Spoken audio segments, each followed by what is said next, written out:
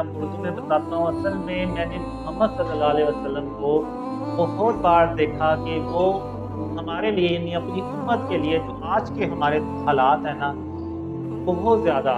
رو رہے ہوتے ہیں، نماز پڑھ رہے ہوتے ہیں، اللہ سے دعا کر رہے ہوتے ہیں اور بہت زیادہ روتے ہیں کہ ہم یعنی میری ان کی جو امت ہے وہ آج کن اندھیروں میں جا کے ڈوب گئی ہے۔ تو یہ سارے جو ڈریم میں نے ابھی آپ کو بتائیں، یہ ڈریم شیئرنگ سے پہلے کے ہیں۔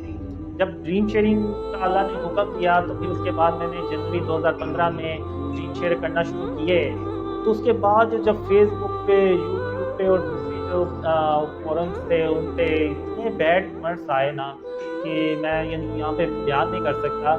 تو میں نے سوچا اس وقت، میں نے کہا کیا میں نے اس کام کے لیے یہ ڈریم شیئر کرنا شروع کیے تھے کہ مجھے یعنی برا بلا کہا جائے، گالیاں نکالی جائیں، یعنی ہوتا ہے نا کہ سب کو ہوتا ہے کہ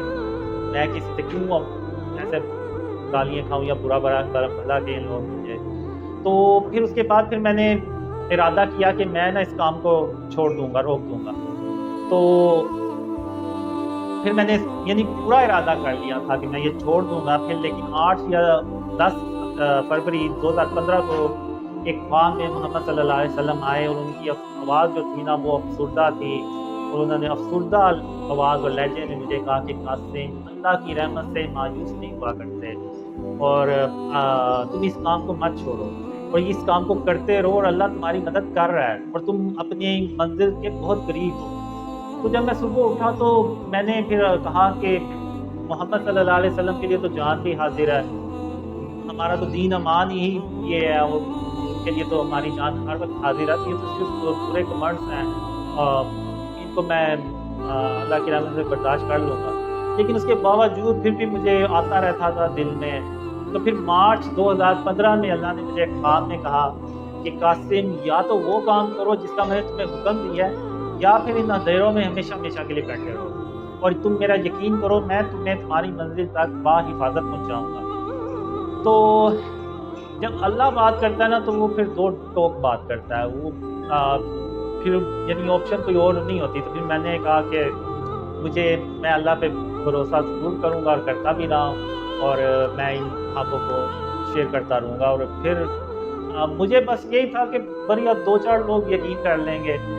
لیکن اتنے لوگ یقین کر لیں گے یہ میں نے کبھی بھی نہیں تھا سوچا۔ تو یہ سب اللہ کی رحمت ہے اور یہ اسی کی مہربانی۔ اور اس کے بعد میں نے دوسرے ڈریمز میں بھی دیکھا محمد صلی اللہ علیہ وسلم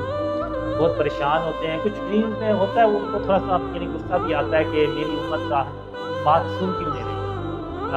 تو ایک ڈریم میں یعنی وہ محمد صلی اللہ علیہ وسلم ایون یہ بھی بتاتے ہیں کہ قاسم میری امت کو یہ پیغام دے دو تاکہ قیامت کے دن میری امت میرے اوپر یہ الزام نہ دے سکے کہ آپ نے ہمیں قاسم کے خوابوں کے بارے میں بتایا ہی کب تھا، اگر بتایا ہوتا تو ہم اس کے خوابوں پہ ضرور یقین کرتے۔ تو یعنی یہاں تک محمد صلی اللہ علیہ وسلم نے کہا تھا کہ میری امت مجھے کوئی قیامت کے دن الزام نہ دے